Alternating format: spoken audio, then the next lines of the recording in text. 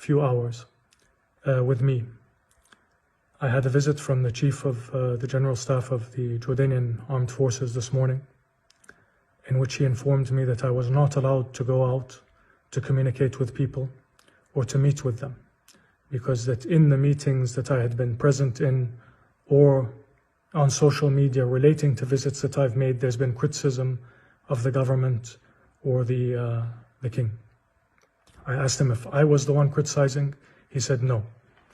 He said, but this was a warning from him, from the Chief of Police, and from the Chief of the Security Services, the Mukhabarat, that I should not leave my house, that I could only visit family, that I could not tweet, and that I could not communicate with people. Since then, a number of the people I know or my friends have been arrested. My security has been removed, and the internet and phone lines have been cut. This is my last form of communication, satellite internet that I have, and I've been informed by the company that they are instructed to cut it. So it may be the last time I'm able to communicate.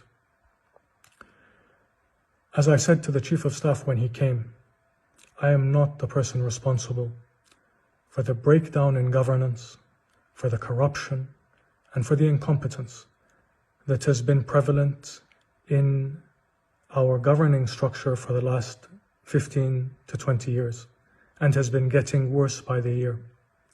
I am not responsible for the lack of faith that people have in their institutions.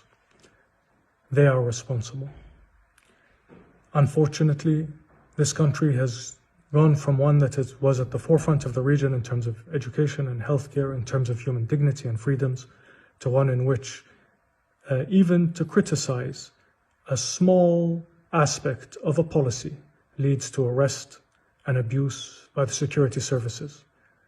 And it's reached the point where no one is able to speak or express an opinion on anything without being bullied, arrested, harassed, and threatened. This is a very sad and unfortunate turn for a country that, as I said, used to be in the forefront of the region. And the lives and futures of our children and their children are at stake if this continues. Their well-being has been put second by a ruling system that has decided that its personal interests, that its financial interests, that its corruption is more important than the lives and dignity and futures of the 10 million people that live here. I'm making this recording to make it clear that I'm not part of any conspiracy or nefarious organization or foreign-backed group, as is always the claim here for anyone who speaks out.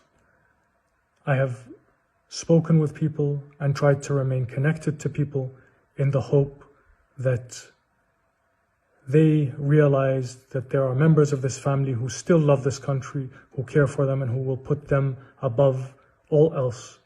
And so that I was able to remain aware and in touch with them and aware of their plight and their needs. Apparently that is a crime worthy of isolation, threats, and now being cut off.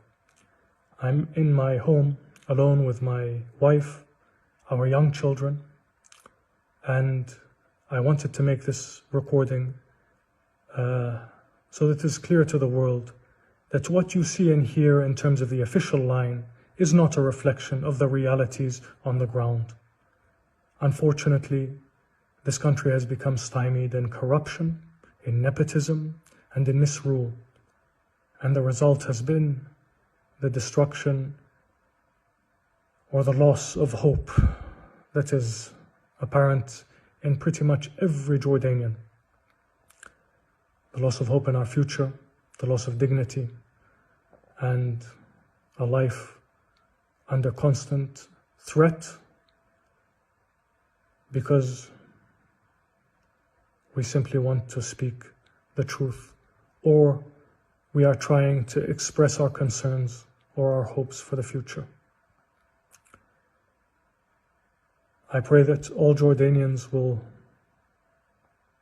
remember that I have always tried to serve them to the best of my ability with what limited resources I have had, that I always will, and that God willing, the situation will improve if we are able to come together and make our voice heard.